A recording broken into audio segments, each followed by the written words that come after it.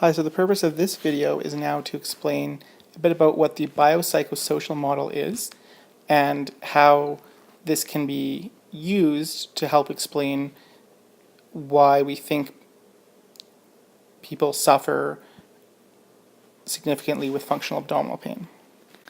The biopsychosocial model actually is a viewpoint or a way of looking at illness that can be applied to a variety of different conditions, not just functional abdominal pain. This model is also often compared to the more traditional model of approaching illness, which is also sometimes referred to as the biomedical model.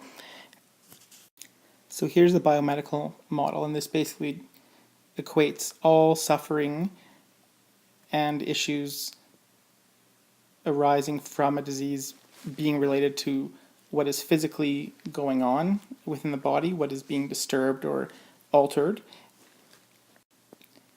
And basically this means that as long as we focus on the disease process itself or whatever's going wrong and then correct it, then we will get complete relief of your symptoms and you'll feel better.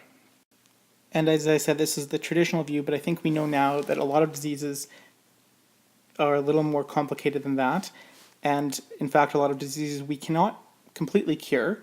So to look at it like this way can often be disappointing.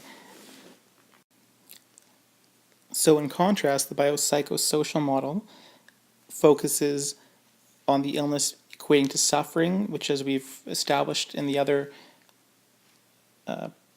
presentation on blend space, is actually a individual thing. It is not something that we can easily predict based on what's going on within the body. And patients with the same disease and the same severity of disease, for example, can have quite different suffering. Also, they can experience the illness in different ways. And so the focus in the biopsychosocial model is not merely on symptoms, but there is an emphasis on the disability, which is how is this affecting the person's life, and how is this how are these issues going to affect them in their day-to-day activities. So people often show the biopsychosocial model as three intersecting circles as opposed to the biomedical model here. So if we remember disease being a primary problem with a structure or function of an organ or part of the body, like tissues or cells, then the biopsychosocial model only uses that as one potential part of the problem leading to suffering and does not necessarily need it to be present, but obviously acknowledges that you probably need to have something physically changed for the most part to explain some symptoms. But it also looks at psychological factors, which don't just refer to how you're feeling, for example, whether you're depressed or not. These look at other things like your personality, your coping, your anxiety or worries about things, and also looks at previous and current stressors. And then finally there's social factors or environmental factors, which include stressors, where you live, what your family and personal relationships are, and what activities you're doing and how they're could be potentially affected by the suffering or impairment that you're experiencing. The intersection of the circles is also important because it goes to show how none of these things occur in a vacuum. And what I mean by that is that certain influences in our lives can have effects on one or more or all three of these spheres or types of factors in your life. So basically, the gist of this model is that symptoms and suffering and disability all develop from different factors or influences, not just the disease process itself. And you may not have disease, but still be experiencing symptoms and suffering, as is the case with functional abdominal pain. This is meant to be complicated because it doesn't reduce all of your symptoms to one explanation based on how the body is affected. Instead, it looks at how all the cells and tissues and organs of the person can be changed. It looks at the mind-body relationship, and it looks at how your relationships with others, your family, the environment, the society or culture in which you live, all interact and communicate with one another to explain the symptoms, the severity of those symptoms, and the impact of those symptoms on your life. So in particular, the biopsychosocial model is well suited to explain some of what we know about functional abdominal pain and its related conditions, using the connections and impact of these biological, psychological, and social factors. And in fact, it ties in nicely with the gut-brain axis. And so I've tried to include that here in a picture to also help explain this a bit further. As shown in the brain-gut axis video, this bidirectional or reciprocal interaction between the gut and the brain explains how abdominal pain can be linked to other symptoms that you might not have thought would be related to your tummy, like sweating, a heart beating very fast, etc. And it also explains the potential for the reciprocal relationship between the mind and body, so between our thoughts, emotions, and behaviors, and processes and functions of our body. And not to belabor this point too much, but again, showing that psychosocial factors and physical problems can influence the course and experience of pain. So let's briefly look at the picture here, which outlines the gut-brain axis and what some of the biopsychosocial factors are that have been studied in functional abdominal pain that can impact on one or more parts of the axis. So first, let's zoom in on the gut or intestine or gastrointestinal tract. So if you'll first focus your attention to the middle of the picture of the intestine, here you see a box showing some of the physical changes that have been associated with functional abdominal pain with respect to the gut and its functions. So you see their motility, which refers to the muscular contractions and relaxations that of the muscle within the gastrointestinal walls to help move food along and to help mix and churn the contents of what we eat. And we do know that recurrent abdominal pain has been associated with changes in both the electrical, so the inputs to the muscles, and the muscular activity itself that is found within the stomach and intestine. There you see, next you see the leakiness or the permeability, which you may also see of the intestine. And this basically refers to the barrier function of the intestine to protect the body from things that we eat or things that get into the gut, like bacteria and certain things that we might ingest. And if you'll skip down to the bottom line, the immune activity of the bowel, that ties in a lot of ways to the leakiness or the permeability of the gut. And these two factors together may be related to symptoms in functional abdominal pain. They have been certainly suspected to be involved in irritable bowel syndrome, but not proven, and certainly the evidence for this in functional abdominal pain is actually a bit weaker, so or less established, I should say. So this is just there in case you do see it in the context of looking at other similar conditions like irritable bowel syndrome. The other change that has been associated in the intestines of patients with functional abdominal pain is sensitivity, so referring to the sensitivity of the bowel to both normal inputs as well as inputs that would be expected to cause pain in most individuals. And all of these factors that I've just mentioned to you have been associated with functional abdominal pain have not been described in all patients with it. So for example, you may have functional abdominal pain and all of these functions are actually similar to people who do not have similar symptoms. So there is still debate as to whether or not these are the primary central physical changes that are seen in patients with functional abdominal pain or related syndromes, because not everybody has them. What we also don't know is if some people are just wired that way to have changes in these sensitivity and motility of the bowel, for example.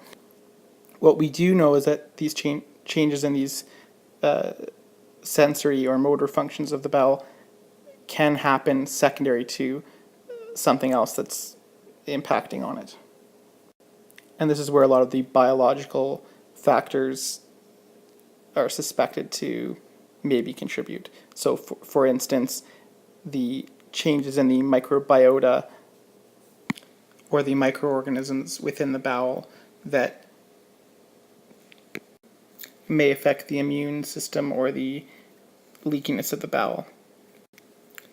We all swallow and make gas within our bowels, mostly from bacteria, and of course the amount of intestinal gas can be different from person to person, and that may cause stretching and contribute to symptoms. And then there are certain foods that we have in our diet that may not be fully digested, and some of these things make their way to the colon or the last part of your gut, and the bacteria there can break down some of this food, and this can also lead to symptoms. And in terms of factors that can impact on all of these things, including the bacterial and gas pattern that we see, include things such as diet, which again is not well studied in functional abdominal pain, not well proven, and may have very little role, to be honest. You may not have an underlying disease involving your bowels, but if you have, for example, a disease like low thyroid function, that can affect the bowel, or any other disease that potentially can have an impact on your digestion and some of these functions within the bowel. If you've had some sort of injury to the gut, with the classic example being an infection, which we sometimes call as gastro or gastroenteritis, that can set some people up for long-term abdominal pain even after the infection is long gone. Whenever you have infection, your white blood cells come in to fight it off, and that leads to inflammation or swelling or pain or injury in that area. But sometimes inflammation can occur for other reasons, for example, allergy or other inflammatory diseases, with one study actually having shown risk for tummy pain after a condition known as Henoch-Schönlein purpura, which is a condition that causes inflammation within the gut. And finally, if you've had any abdominal surgery, so any surgery on your tummy, whether or not it involves the gut, there is a increased risk for long-term tummy pain following the surgery. And then finally, one of the other big areas that's studied is whether or not medications can affect the gut, and the classic example being antibiotics, because that can disrupt the microbiota within your bowel. So this would be where the biomedical model would basically stop and say, well, these are the only things that can cause functional abdominal pain or be attributed to functional abdominal pain. But we know that this isn't the entire picture, because as we say, not everyone has these changes, and not everyone who has infection, for example, has chronic tummy pain afterwards. So that's where we have to go back to the brain, where a lot of the psychosocial factors can be important. So as you probably know, the brain is responsible for sensing pain and also controlling the other responses that shape the pain experience and either help us cope with pain or alternatively magnify and focus on the potentially terrible negative effects of pain. And much like with the gut, the brain has certain functions as well that have, when they're altered or changed in some way, can be associated with functional abdominal pain and have been in various experiments and studies. So as we know, it's not just the pain sensing and processing that the brain does that leads to pain perception or how we interpret it, but your emotions and feelings, your behaviors, and the motivation that you have for those behaviors, which again can be either positive or negative as a result of the pain, and then your thoughts or beliefs as to what the pain is and what it means. All of those things can impact on the pain experience and how bad it feels. Not only this, but there's some things that are actually beyond our conscious control, things that we're not even aware of, such as how alert we are to the pain, or how awake we are, or that is what arousal refers to. Vigilance, how much we are on the lookout or anticipating the pain to come back, and our long-term memory for pain.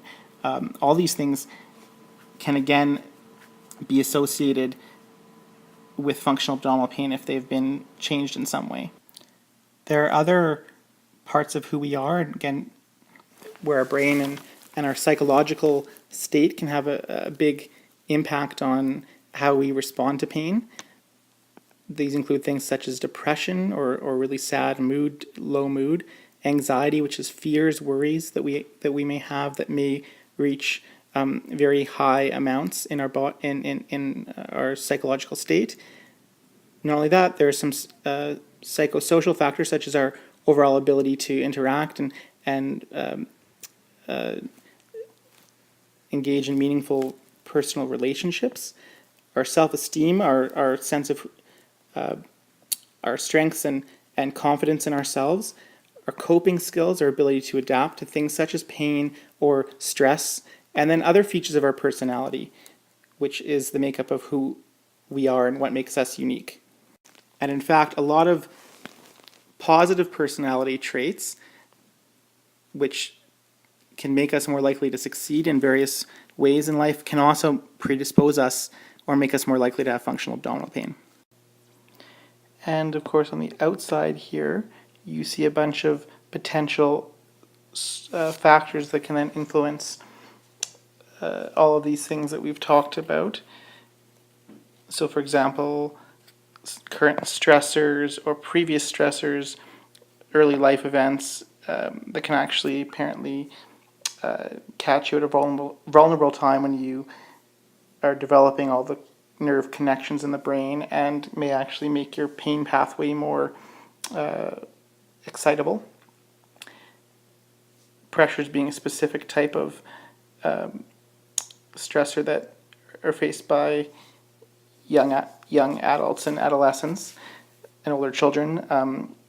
Exercise and activities, and then in the interpersonal sphere, the relationships with friends and families, family engagement and response to pain, as well as the supports that you have, both financial, social, and throughout in the community. And then even something as simple as sleep can have a big impact on how you process pain. So that's just a smattering of some of the psychosocial factors that play a role in the production of pain in functional abdominal pain. And now I'm going to zoom out here to focus on the three other things we've talked about already: the nervous system, the sympathetic response, and the hormonal response that usually arises as a result of stress, as well as the immune system and its functions in protecting against infection, but the proteins that it produces from its cells that can impact on the brain-gut axis, all three of these things. And then finally, there's genetic risk factors, which refer to the variability in the DNA that you have and you inherit, as we'll get to in a moment, that may put you at higher risk for functional abdominal pain through effects either on the brain-gut or the brain-gut axis.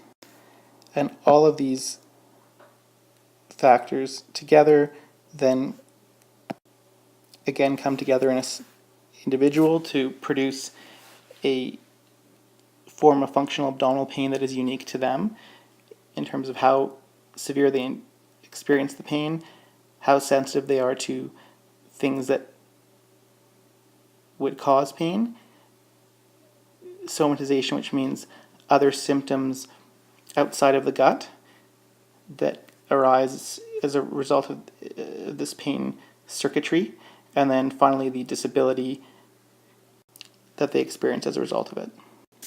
To once again drive home the point of this being a combination of biological and psychological and social factors in our environment, I also want to quickly describe a study that was done in irritable bowel syndrome, but similar conclusions will probably be reached with regards to functional abdominal pain as well. So this study involved looking at the likelihood of having irritable bowel syndrome amongst twins and their parents.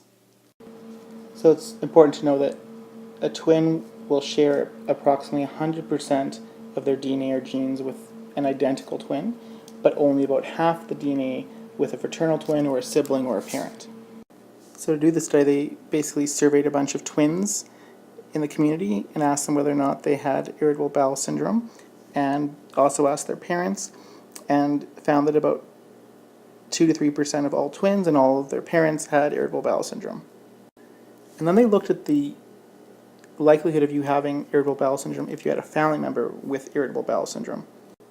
So if you had an identical twin with irritable bowel syndrome, about 14% of the identical twin brother or sisters had irritable bowel syndrome. If you were a fraternal twin, so non-identical, again sharing only about half the DNA, not surprisingly about 7% or about half as many had irritable bowel syndrome. So you're thinking, okay, well this is all genetic. But then they looked at the mothers of all of the children in this study with irritable bowel syndrome, and of course all these children were twins, and 15 to 17% of these mothers had irritable bowel syndrome, which is not what you would expect based on the amount of DNA that they share. And it was actually significantly higher than twins who have 100% of their DNA shared. And while I could not see the report of it, they actually ended up saying that the father, having a father with irritable bowel syndrome, was the strongest predictor of the twins, of either identical or fraternal twins having irritable bowel syndrome themselves. So why is this a useful study? Well, first of all, the increased likelihood of having irritable bowel syndrome if you're an identical twin versus a fraternal twin really does suggest there's probably a genetic component to some of these functional pain syndromes involving the gut. And is the genetic factor, as we showed in that previous diagram, is it biological or is it psychological? Not sure, but possibly either or both.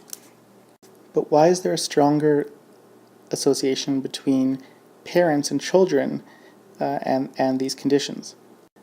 Well, to be honest, this could be due to any biopsychosocial factors that we think are shared more likely between children and parents. Some people think that children are more likely to have the same household exposures and share similar bacteria in their guts compared to the parents, particularly the mother. Some think it's because certain mood disorders like depression or anxiety or personality traits may run in families and may be learned from their parents. You are more likely to have similar life events, good and particularly in the case of IBS, bad events with your parents. But maybe the more interesting reason why children are more likely to have IBS if their parents have it, and probably the same for functional abdominal pain, is the idea of learning. And this is either picking up certain aspects of diet or lifestyle, or ideas about illness and illness behaviors that may be learned from parents. And if you look at some of these potential theories, you can see that some of them probably overlap a bit between biological, psychological, and social, with a good example being diet and lifestyle behaviors as something that could impact on social factors or biological factors, or psychological in terms of coping. But to be honest, all of this model, as you can see, is very incomplete. We don't know what all the factors are. We don't know how they connect in everyone with functional abdominal pain or related syndromes. But we do know that it's important to know about this model. And why it's important is that if both patients and parents understand and accept the biopsychosocial model as an explanation for the pain in functional abdominal pain, this is a very strong predictor of having a good outcome. And while we don't have any absolute proof for this, there are a lot of people who believe that the important part of accepting this model is accepting the role for psychosocial factors. And as an example, there was one recent study where they looked at children who recovered from functional abdominal pain or chronic abdominal pain between the ages of 7 and 17. And of those who recovered, 80% of parents felt that it was very important to identify a psychological trigger or stressor that was contributing to the pain, and that a similar percentage felt that psychological causes were the most important factors in driving the pain. But note that throughout this discussion, there's been no mention of the pain being all in your head. So accepting a biopsychosocial model does not equate with that. So with that, thank you for tuning in.